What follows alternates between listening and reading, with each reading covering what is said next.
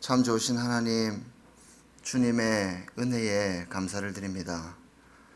주님, 저희들을 기도의 도구로 오늘 이 밤에 초청해 주시고 저희들에게 귀한 시간들을 허락해 주심을 감사합니다. 저희들이 모든 사람들을 위하여 기도와 간구를 올려드리게 하시고 중보 기도를 드리게 하시고 또한 감사의 기도를 올려드리는 이 밤이 되게 하여 주옵소서. 말씀과 기도 가운데 하나님을 깊이 만나고 주님의 뜻을 깨달아 담대하게 기도로 나아가는 기도의 용사들 되게 하시고 성령께서 기도할 때에 저희들을 도와주시고 위로하시고 함께하여 주옵소서. 예수님의 이름으로 기도드립니다. 아멘. 오늘 말씀 함께 읽겠습니다. 민수기 14장 28절 말씀, 한 절 말씀입니다. 같이 한 목소리로 읽겠습니다. 그들에게 이르기를 여호와의 말씀에 내 삶을 두고 맹세하노라. 너희 말이 내 귀에 들린 대로 내가 너희에게 행하리니. 아멘. 오늘 설교 제목을 메뚜기 신드롬이라고 정했습니다. 좀 이상하게 들릴지도 모르겠습니다. 신드롬이라고 하는 말은 어떤 것을 좋아하는 현상이 전염병처럼 사람들에게 급속도로 이렇게 퍼져가는 것을 말하는데요. 우리말로는 증후군이라고 하죠. 그런데 우리가 보통 새집 증후군, 명절 증후군, 신데렐라 증후군 이런 말은 들어봤습니다.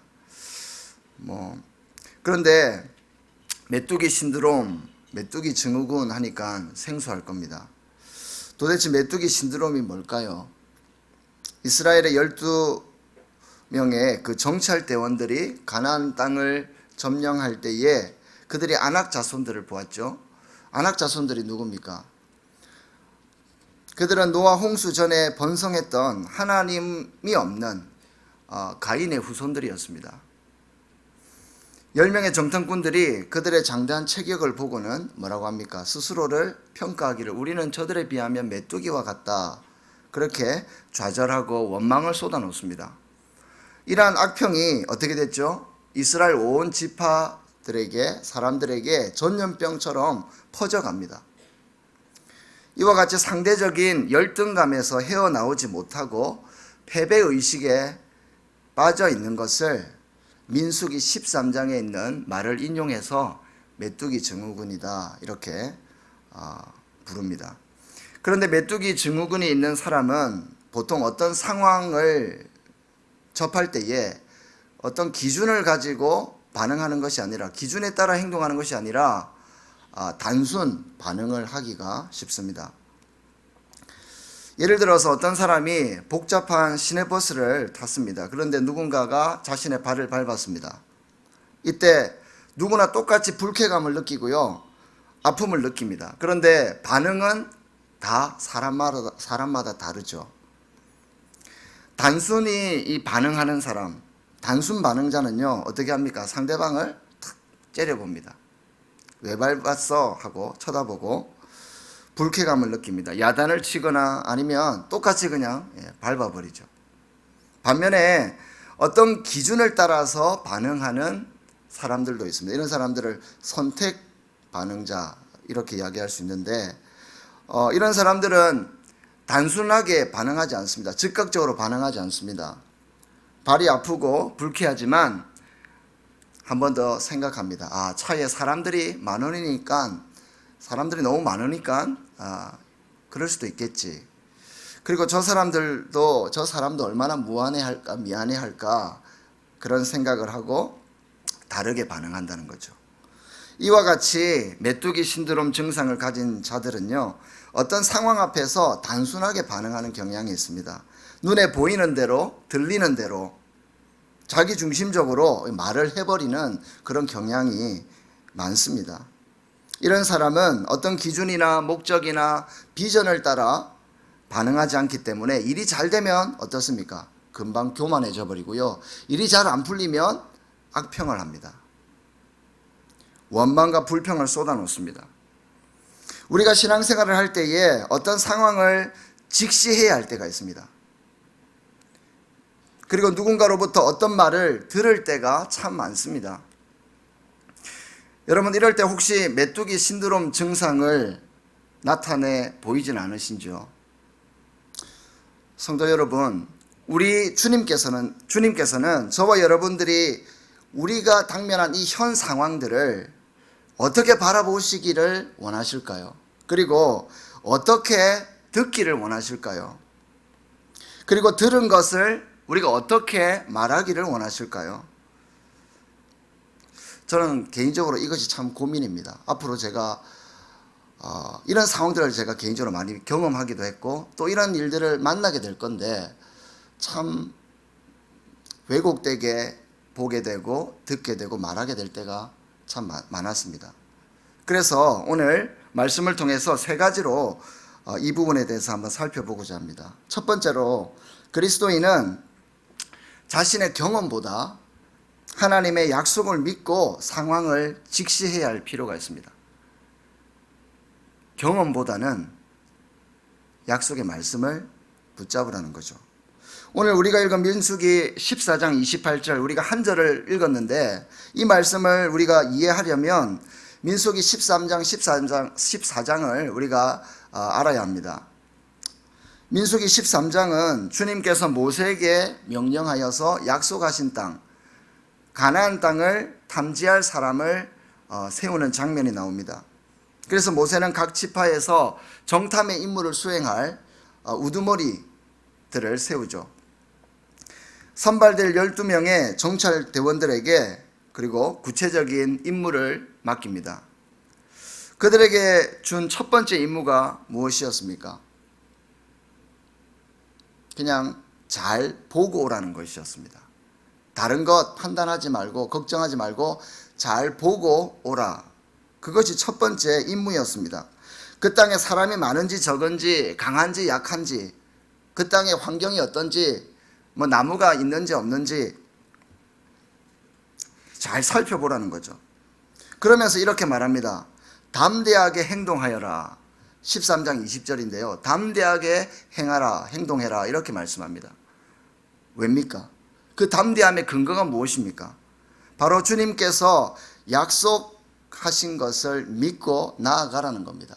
그 명령에는요, 약속이 깔려 있습니다. 약속했으니까 담대하라는 겁니다. 그 사람들이 어떻든지 자연환경이 어떻든지 환경이 어떻든지 상관하지 말고 약속을 믿고 다른 생각하지 말고 그 땅을 잘 관찰하고 오라는 것이었습니다. 12명의 정찰 대원들은 무려 40일 동안 바란 광야 그 가데스 바네아에서 출발을 합니다.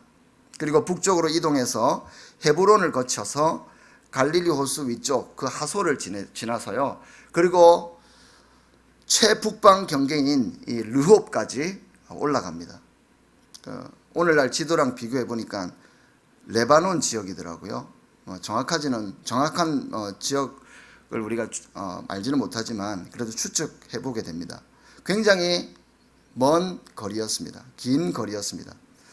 가나안의 온 땅을 정찰하고 그들이 이제 돌아오게 됩니다. 그리고 나서 민수기 13장 26절에서 33절까지 이 정찰 대원들이 보고하는 내용들이 나옵니다. 그런데 분위기가 심상치가 않습니다. 10명의 정탐꾼들은요, 두 사람이 들어야 할 정도로 굉장히 잘 익은 포도 한 송이를 들고 오면서 이렇게 말합니다. 정말 하나님께서 말씀하신 대로 젖과 꿀이 흐르는 땅이었습니다. 칭찬을 합니다. 그런데 딱 칭찬은 이거 하나였습니다. 이 칭찬을 하고 나서는요, 반전의 말을 쏟아냅니다. 곧바로 28절에 민수기 13장 28절에 뭐라고 하냐면 그러나 이렇게 이야기합니다. 그런데 반전의 말을 쏟아놓습니다. 그들은 강하고 그들의 성읍은 견고하고요, 그곳에는 포악한 거인족들이 살고 있습니다. 팩트를 이야기했죠. 여기까지는 좋습니다. 이어서 갈렙이 그들을 진정시킵니다. 아마 이 말을 했는데 사람들이 동요를 했던 것 같습니다. 사람들이 그러니까 어떤 태도로 말했는지 모르겠습니다. 아마 부정적인 시각으로 태도로 말했겠죠. 비록 팩트였지만 갈렙이 조용히 시키고 진정을 시킵니다.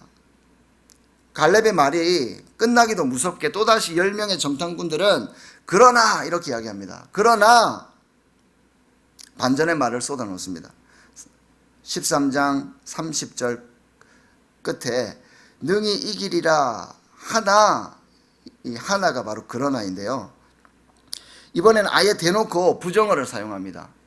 뭐라고 말하냐면 우리는 도저히 그 백성을 칠 수가 없습니다. 그들은 우리보다 더 강합니다. 그리고는 그 땅에 대해서 이제 악평을 합니다. 나쁜 소문을 막 퍼뜨립니다. 뭐라고 하냐면 그 땅은 사람들을 삼키는 땅입니다. 이렇게 이야기합니다. 이 사람들을 삼키는 땅이 무슨 말이냐면 경작하기 힘든 땅이라는 말이 아니고요. 그 땅이 워낙 비옥하다 보니까 그곳에서 여러 족속들이 전쟁을 하여서 망하게 된다. 그렇게 이야기하는 것입니다. 그런 의미가 있습니다.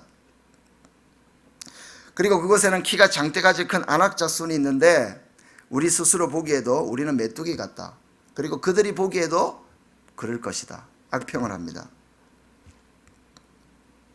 여러분, 그런데 왜 이 10명의 정탐꾼들의 보고는 시간이 갈수록 믿음의 고백은, 믿음의 언어는커녕 과장해서 말하고 나쁜 소문을 퍼뜨리게 되었을까요? 물론 우리는 그들의 불신앙이 문제다라고 쉽게 들어왔고 또 그렇게 결론을 내려도 큰 문제는 없다고 생각합니다. 그런데 우리가 이 사건을 묵상할 때에 간과하지 말아야 할 것이 있다고 생각합니다. 바로 그들은 자신들의 이 경험을 의지했던 것이 문제다라고 저는 묵상하게 됩니다. 사실 정탐의 시작은요, 하나님이 명령한 것이 아니었습니다. 하나님께서 정탐하라고 하신 것이 아니라 신명기 1장 22절에 보면요, 이 백성들이 먼저 가겠다 그렇게 이야기합니다. 하나님께 우리가 먼저 사람들을 보내서 미리 좀 보고 오게 해달라고 그렇게 말합니다. 저는 이 가나안 땅 정탐의 시작부터 그들 자신의 어떤 지식과 경험주의 그 위에 이 정탐의 계획이 세워졌다 이렇게 봅니다. 12지파에서 뽑힌 사람들이 어떤 사람들입니까? 우두머리들입니다. 스마트하고요, 힘도 있고요, 경험이 있는 사람들입니다. 하나님의 관점에서 볼 때에 경험은 굉장히 중요한 도구입니다. 그런데 우리의 경험이 절대적인 기준은 될 수 없다는 겁니다. 아마 그들은 이렇게 판단하지 않았을까 생각하게 됩니다. 아, 내가 보니까 이건 안 돼. 내가 해봤는데 이건 안 돼. 이와 같이 그들은 자기중심적인 어떤 경험을 바탕으로 하나님께서 약속하신 그 땅을 쉽게 판단해버리지 않았을까, 이런 묵상을 하게 되는 거죠. 예전에 EBS 다큐에서 한 가지 실험을 했습니다. 쇼윈도에 한 사람을 세워놓습니다. 한 번은 허름한 옷을 입혀놓고 행인들에게 저 사람의 첫인상에 대해서 질문합니다. 그리고 나중에는 멀쩡한 정장을 입히고 멋지게 머리를 다듬어서 세웁니다. 똑같은 질문을 하는데 반응이 다 다릅니다. 허름한 옷을 입고 쇼윈도에 세워 놓았을 때 지나가는 사람들이 어떤 반응을 하냐면요, 이렇게 질문합니다. 저 사람 직업이 무엇인 것 같습니까? 그랬더니요, 그 사람에 대해서 알지도 못하면서 그냥 겉모습만 보고 기계 수리공요, 식당, 만두가게 아저씨. 근데 제가 직업을 폄하하는 것은 아닙니다. 근데 일반적인 사람들이 그런 시각으로 바라본다는 거죠. 또 질문합니다. 매력 지수는 10점 만점에 몇 점 주고 싶습니까? 이렇게 물었어요.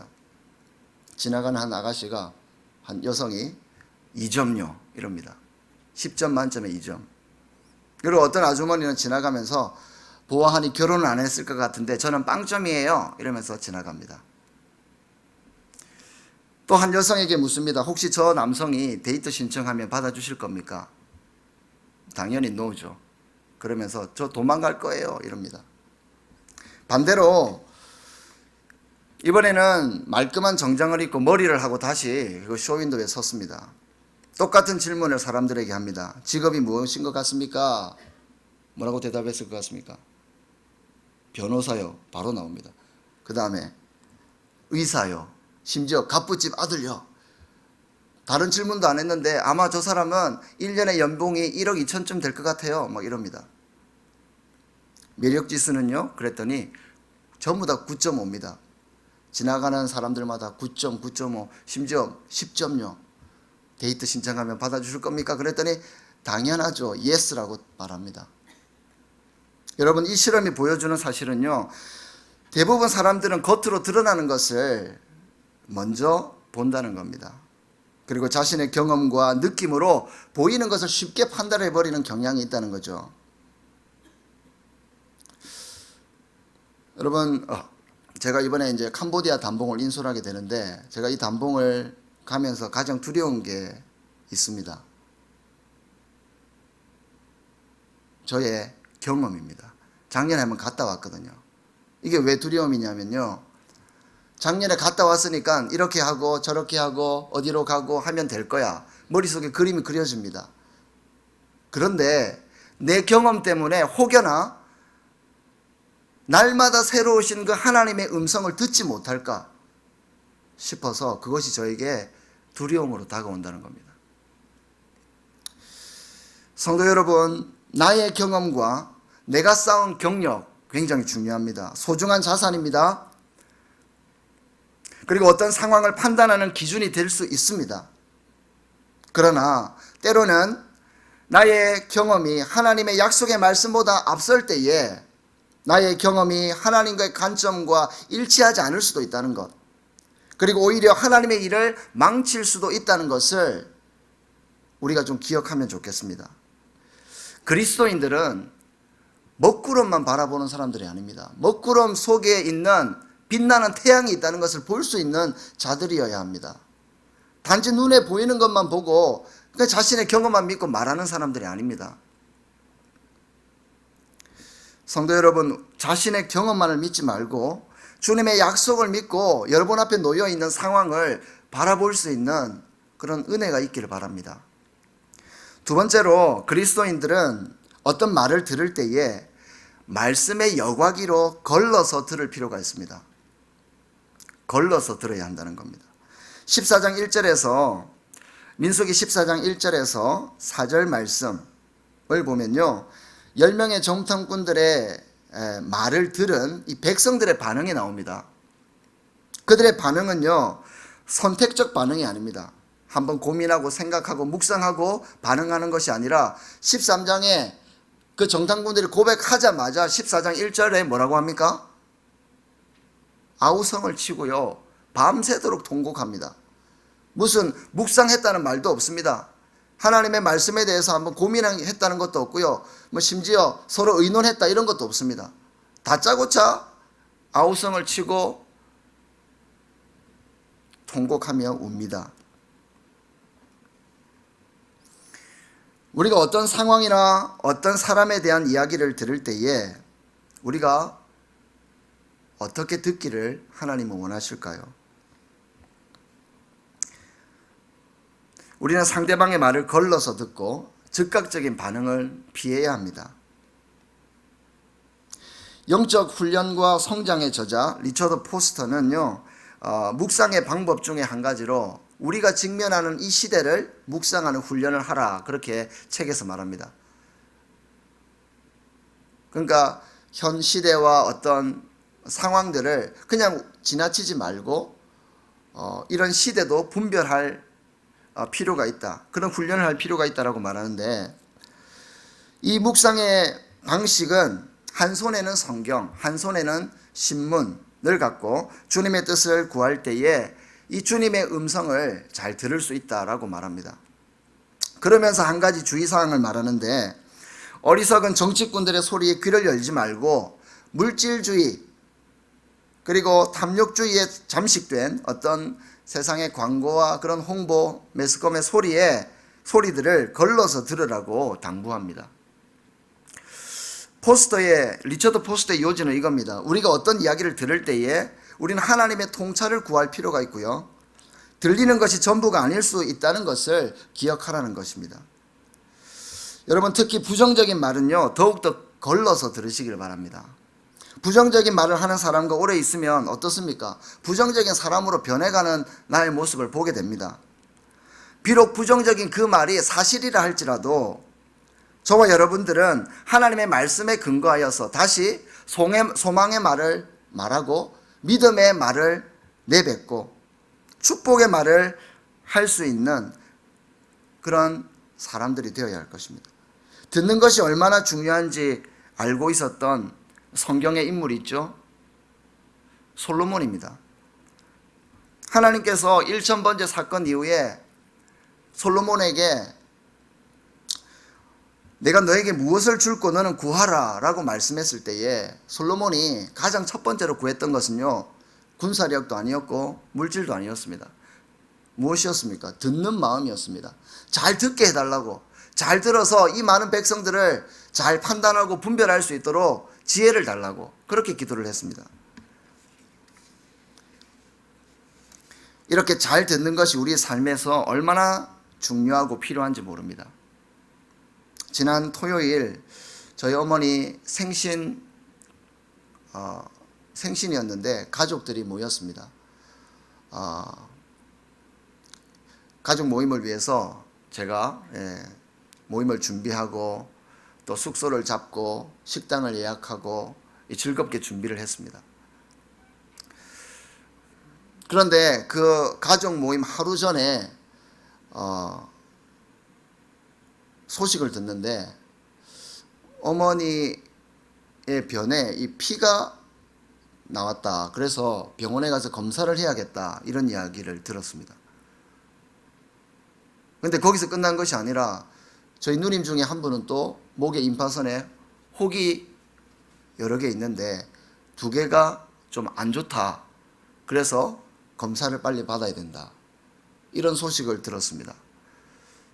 오랜만에 온 가족이 모여서 즐거운 가족 모임을 가지려는데 이런 소리를 들으니까 굉장히 마음이 무겁고 힘이 들었습니다. 소망과 믿음보다는요, 걱정이 밀려왔습니다. 근데 일어나지도 않았는데 저희 형제들이 뭘 하고 있느냐면 병원을 알아보고 있어요. 그러니까 그냥 병원이 아니라 혹시 안 좋은 일이 생기면 저 병원 가야지, 이런 생각을 하고 있는 우리 모습들을 보게 된다는 거죠. 그런데 생각했습니다. 하나님께서 정말 오랫동안 믿지 않는 부모님을 위해서 기도했거든요. 그러면서 주님께서 주신 약속이 있습니다. 개인적으로 받은 레마의 말씀이 있습니다. 구원하시겠다는 거고요. 너의 가정을 믿음의 가정으로 회복시키겠다는 그런 약속의 말씀이었거든요. 그 약속을 붙잡고 기도하니까 평안이 몰려왔습니다. 결과가 어떻든, 연세가 많으신데 결과가 어떻든 주님께 맡겨드립니다. 회개하고 그런 고백을 올려드렸습니다. 그런데 여러분, 우리가 참 이런 경우가 많습니다. 아직 일어나지도 않은 사실 일에 대해서 미리 걱정하고 염려를 합니다. 미리 다음 스텝을 밟습니다. 주님 보시기 어떨까요? 참 어리석지 않을까요? 근데 이제 가족 모임을 마치고 월요일입니다. 월요일 날 어머니의 그 결과가 나왔습니다. 그런데 깨끗하다는 겁니다. 위도 깨끗하고 장도 깨끗하고 다 깨끗하답니다. 여러분, 그렇다고 해서 여러분, 우리가 항상 이렇게 좋은 일만 생기는 것이 아니지 않습니까? 저와 여러분들에게도 앞으로 어떤 일이 생길지 모릅니다. 그런데 중요한 것은요, 그렇게 눈에 보이는 것에 그렇게 즉각적인 반응을 보이면서 원망과 불평을 쏟아놓고 불신의 말을 내뱉는다면 참 하나님께서 기뻐하시지 않을 것 같습니다.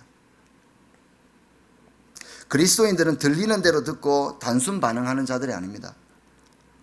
어떤 말을 들었다면 하나님께 먼저 주셨던 그 약속의 말씀을 기억하고 나아가는 저와 여러분들이 되면 좋겠습니다.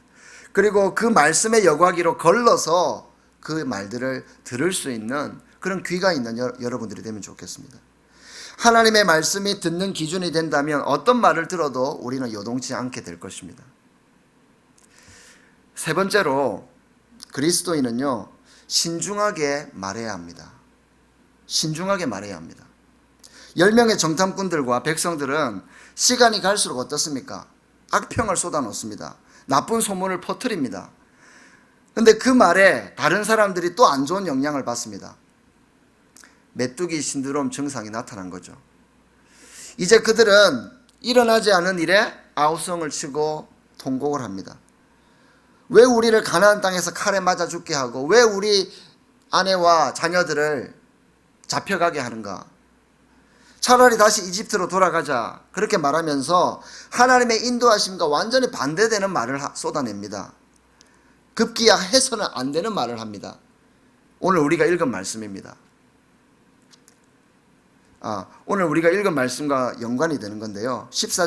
민수기 14장 2절에 보면 우리가 애굽 땅에서 죽었거나 아니면 그냥 이 광야에서 죽었으면 좋았을 텐데 저는 이 말을 안 했으면 좋았을 것. 네, 이 말을 해버렸습니다.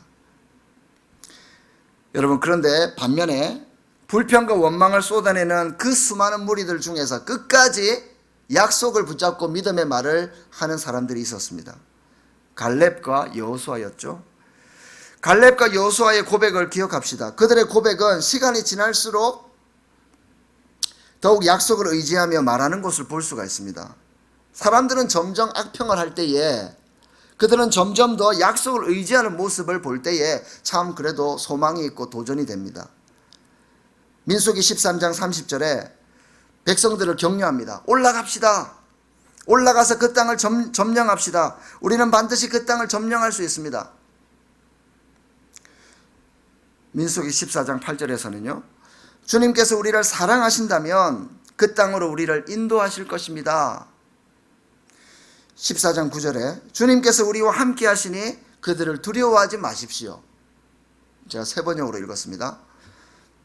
처음 고백에서는 그냥 단지 열정으로 느껴질 수 있습니다. 올라갑시다. 할 수 있습니다. 긍정적인 마인드로 느껴질 수 있죠.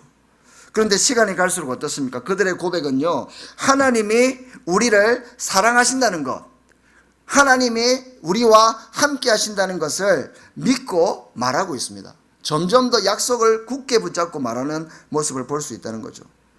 약속을 따라 말하는 사람들과 보이는 대로 듣는 대로 급하게 말하는 이런 불신을 섞어서 말하는 자의 결말을 우리가 너무나 잘 알고 있습니다. 약속을 따라 말했던 갈렙과 여호수아는요, 살았습니다.